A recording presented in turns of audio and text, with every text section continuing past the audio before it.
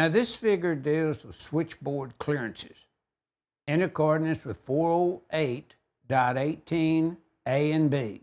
A is in apple, B is in boy.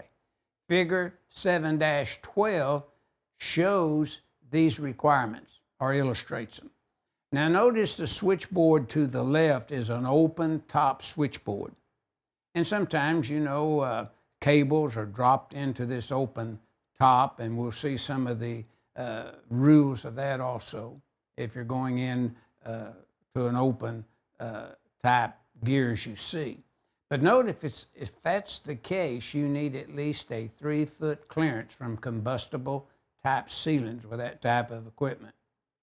The center gear now, if we have a shield between combustible material and that opening, then the clearance rules in 3 foot are not exercised here.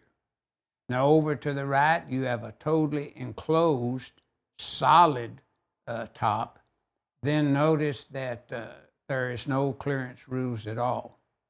So it's either an open top switchboard, a switchboard that has an open top but a barrier between the combustible material and the opening, or it's a totally enclosed top as you see to the right.